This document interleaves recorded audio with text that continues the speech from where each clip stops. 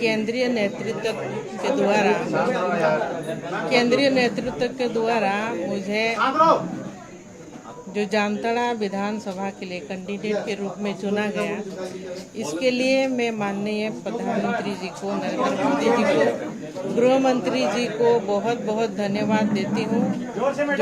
बहुत धन्यवाद देती हूँ जो मुझे उस सीट जो पूर्व की सरकार में जो मंत्री रहे इरफान अंसारी जी, और उनके अगेंस्ट में हमको खड़ा किए हैं, और मैं ज़रूर तैयार हुई हूँ। और जिस तरह से मेरे स्वर्गीय पति दुर्गा सोरेन जी का शुरुआत में सोच रहा कि झारखंड को एक ऐसा राज्य बनाने का जो सपना था जो आज तक साकार नहीं हो पाया है, तो उस सपना को हमको साकार करना है। और आज एक सही जगह हमको सही प्लेटफॉर्म मिल गई है, और भारतीय जनता पार्टी में ज्वाइन करने के बाद जो भी हमको केंद्रीय नेतृत्व हमको संभालने के लिए जिम्मेवारी देंगे, उसको हम संभालेंगे, निभाएंगे आने वाले दिनों में। और झारखंड को बदलाव की ज़रूरत है। आज का डेट में जो झारखंड जिस परिस्थिति से गुजर रही है, 24 साल पूरा होने के बाद भी झारखंड का दिशा बदला नहीं है, परिस्थिति वही है। तो झारखंड अलग राज्य का मकसद पूरा नहीं हो पाया है, और आपके जो सरकार चली, पूरा झारखंड के पब्लिक जाग चुके हैं और करारा जवाब देने वाले हैं, क्योंकि युवाओं के साथ एक बहुत बड़ा धोखा हुआ है। युवाओं के साथ पूरा 5 साल भर सरकार ने धोखा किए। जो वादे लेकर के आए थे और सरकार बनी थी कि 5 लाख युवाओं को नौकरी दिया जाएगा, और नौकरी नहीं तो बेरोजगारी भत्ता, नौकरी आप दिए नहीं, बेरोजगारी भत्ता भी आप दिए नहीं।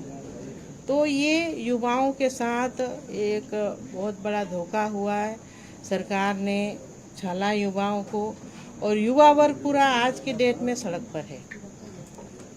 कोई भी नौकरी से संबंधित जो एग्ज़ाम लिए जाते हैं उसमें भी धोखा हो रहा है, क्वेश्चन पेपर लीक हो रहा है। तो युवाओं को आपने कहाँ लाकर खड़ा कर दिया, हम सरकार को पूछ रहे हैं।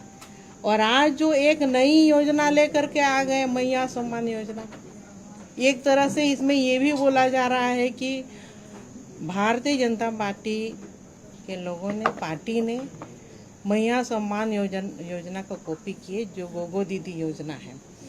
तो हम सरकार में जो रहे मंत्रीगण, सभी से हम आज पूछना चाहते हैं, और उन लोगों ने किन से कॉपी किए? ये तो जो मध्य प्रदेश के सीएम रहे शिवराज सिंह चौहान जी, वहाँ उन्होंने पहले योजना लक्ष्मी लाडली योजना चालू किए थे, और उस योजना को देखते हुए आज जेएमएम सरकार ने भी वो योजना को चालू किया। लेकिन ये योजना भी उनके द्वारा जो चालू किया गया है, जो मैया सम्मान योजना, ये महिलाओं को सिर्फ एक दाना डालने के लिए और चुनाव का जो चारा बोला जाता है, वोट बैंक को बढ़ाने के लिए इस सोच के साथ में ये योजना को लेकर के आए हैं। और इसका हिसाब किताब खूब किया जा रहा है कि 1 साल में वही एक महिला को इतना मिलेगा। तो अगर आप महिला को सम्मान दे रहे हैं, तो एक अधिकार के साथ जब से सरकार बनी, तो एक महिला का कितना होगा? महिला सम्मान योजना में एक महिला को कितना राशि मिलना चाहिए? 1.5 लाख रुपया।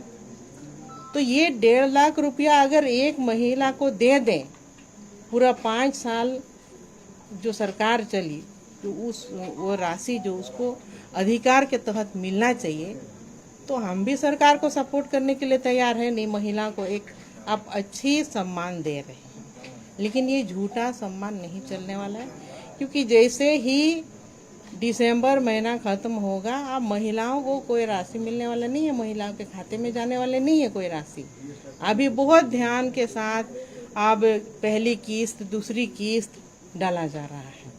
तो ये सिर्फ वोट बैंक को बढ़ाने के लिए ये योजना है और कोई दूसरी योजना नहीं है कि उनको एक महिला को एक बड़ी सम्मान दे रहे हैं, ऐसा कोई बात नहीं है। मैडम आप जामा से लड़ती हैं, आपका सीट बदल दिया गया है जाम पर। इसी से जुड़ा हुआ मेरा सवाल है मैडम, आप परिवारवाद के खिलाफ में बहुत मुखर रही थी, परिवारवाद की झड़ी लग गई बीजेपी में, रघुवर दास की बहू, अर्जुन मुंडा की पत्नी, टुडू महतो के भाई, चंद्रप्रकाश चौधरी के भाई, मतलब एक लंबी फहरिस्त है। तो अब आप क्या कहेंगी बीजेपी के इस जो नेचर है इस पर आपकी क्या राय है?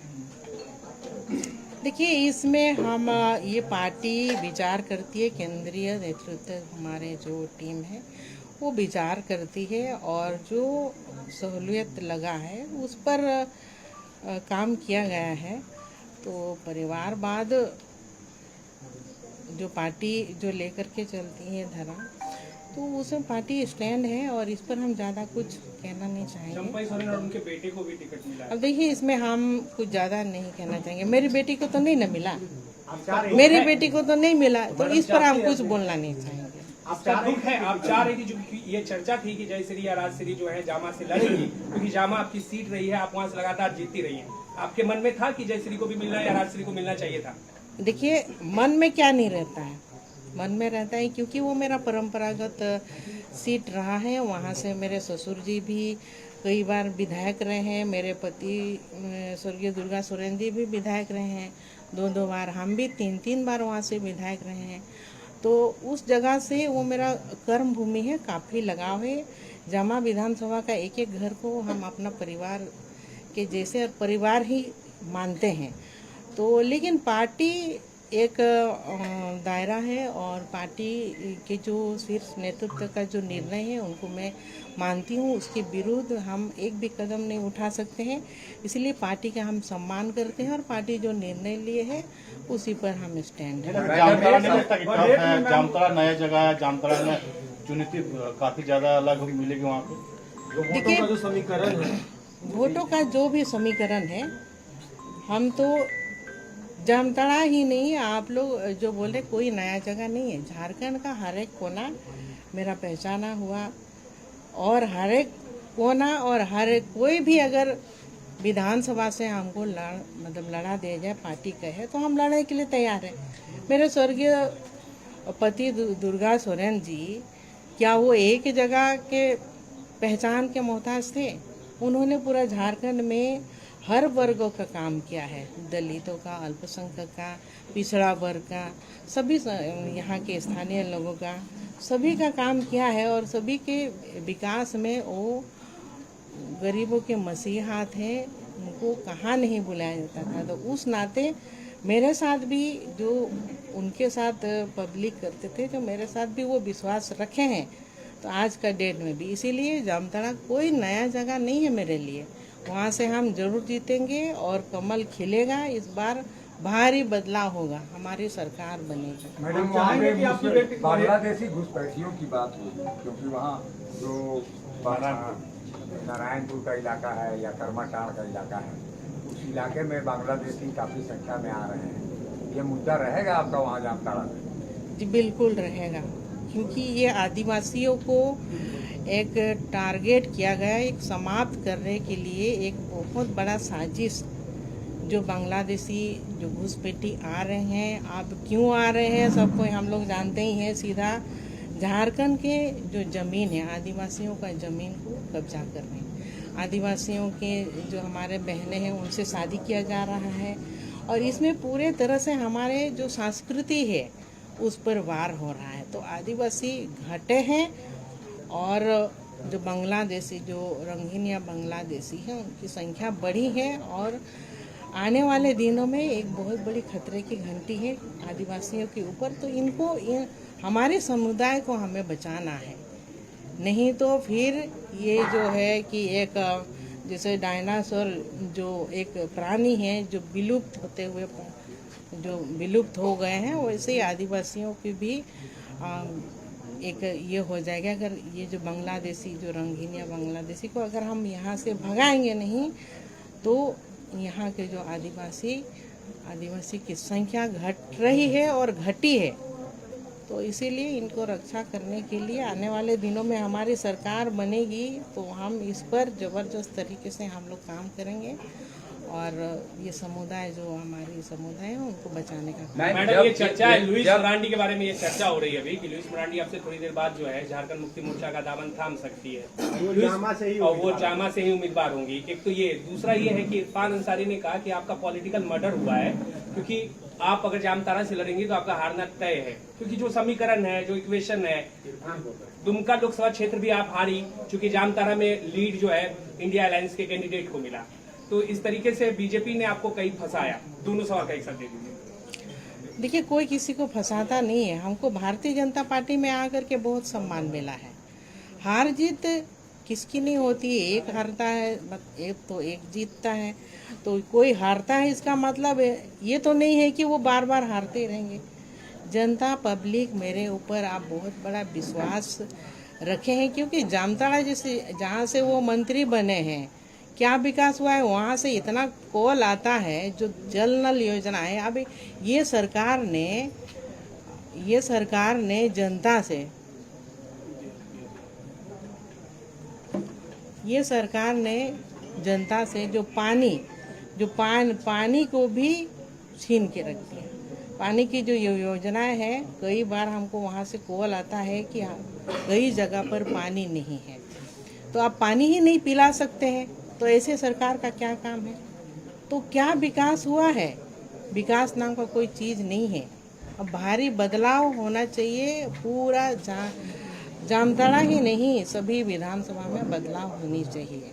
तो इसके लिए भारतीय जनता पार्टी के ऊपर हमारे झारखंड के लोगों ने एक बहुत उम्मीद की नज़रों से देख रहे हैं। इस सरकार से तो पूरा तरह से मन हट चुका है। तो भारतीय जनता पार्टी की जब सरकार बनेगी तो सभी तरह का विकास का काम होगा और यहाँ के जनता, जो यहाँ के युवा वर्ग है, महिला वर्ग है, सबको लेकर के हम लोग चलने के लिए तैयार है। हमारी सरकार जब बनेगी। मैम, एक सवाल है कि आप जब जेएमएम में थे तो उस वक्त बांग्लादेशी मुद्दा और आदिवासियों की रक्षा की मुद्दा आप क्यों नहीं उठाए जब आप जेएमएम में थे? देखिए, उस समय इतना पता नहीं चला था। उस समय ये जो चीज़ था एक नज़र नहीं आ रहा था, चल तो रहा था लेकिन हमारे सामने वैसे कोई नज़र नहीं आ रहा था। आप लोग जानते ही होंगे कि ये तो हाल फिलहाल में इसको देखा गया है, आदिवासियों के साथ जो हो रहा है, जो वहाँ पर जो पाकुड़ में जो घटना हुई, जो हमारे आदिवासी जो केकेएम कॉलेज के जो हमारे बच्चे हैं, तो ये घटना और जो गाय बथान में घटना हुई, तो ये घटना दर्शाता है कि जो कॉलेज के लड़के लोग हैं वो इस तरह के घटना से वो लोग भी त्रस्त हैं।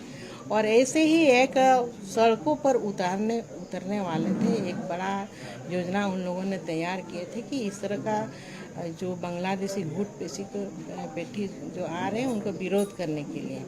इन वक्त पर सरकार के टीम ने, जो भी पुलिस वर्ग ने उनके ऊपर हमला किए। तो हम पूछना चाहते हैं कि सरकार जो हमारे आदिवासी बच्चे के साथ में इतना मारपीट हुआ, इतनी बड़ी घटना हुई, एक भी मंत्रीगण हमारे आदिवासी बच्चे के पक्ष में बोले नहीं। कोई क्यों नहीं बोले? क्या वो लोग आदिवासी नहीं? क्यों नहीं बोले? आज जो इरफान इतना बोल रहा है तो सरकार के तो कोई लोग बोले नहीं उनके पक्ष में। तो क्या आप आदिवासियों के साथ क्या कर रहे हैं? तब आदिवासी मुख्यमंत्री है तो यानी कि आप आदिवासियों के दुश्मन हैं। झारखंड में आदिवासी जो है अपने हक और अधिकार की बात कर रही है, सरना धर्म कोड की बात कर रही है, बहुत बड़ा मुद्दा है और वही मुद्दा लोकसभा में भी देखने को मिला, समझने को भी मिला। तो क्या भाजपा इसको गारंटी देगी या कुछ आश्वासन देगी कि आपकी जो है कि धर्म कोड मिलेगा अलग से? बहुत बड़ा मुद्दा है। बिल्कुल बिल्कुल बिल्कुल। ये जो सरना धर्म कोड को तो पास कर दिया गया, लेकिन उसके बाद भी सरकार ने उसके पीछे कुछ भी नहीं किया। अब पास करके भेज दिए दिल्ली, उसका क्या हुआ? आप दिल्ली तक आंदोलन करने क्यों नहीं गए भाई? क्योंकि केंद्रीय नेतृत्व को कैसे आप सुनाएंगे? आप बस यहाँ से भेज दिए, इसके बाद कोई मतलब नहीं है। आने वाले दिन में भारतीय जनता पार्टी ही सरना धर्म कोड को भी लेकर के आएंगे, ये आप लोग को आज हम अस्वस्थ कर दे रहे हैं। आप लंबे समय तक जेल में आप लंबे समय तक जेल में रही और 5 साल से यहाँ पर महिला आयोग नहीं है। महिलाओं का इंसाफ क्यों नहीं हो पा रहा है? आपको पता है अंदर की बात क्यों क्या है? देखिए, ये सरकार को जवाब देनी चाहिए, ये मेरा मुद्दा नहीं है।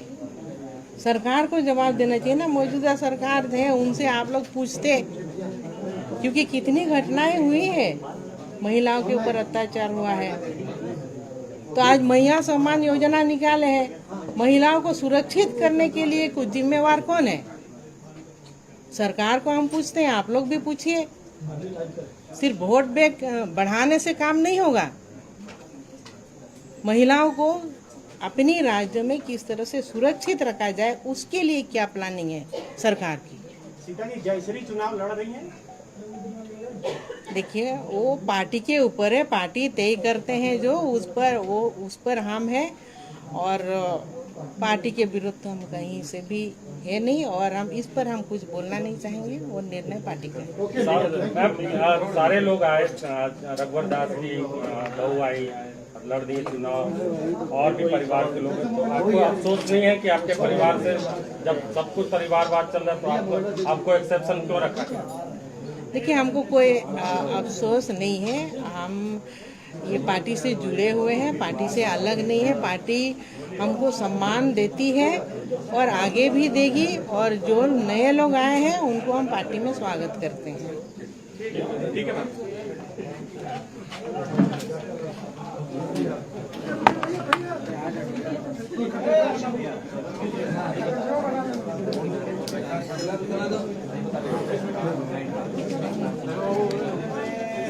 ठीक है, आप लोग चाय पिए।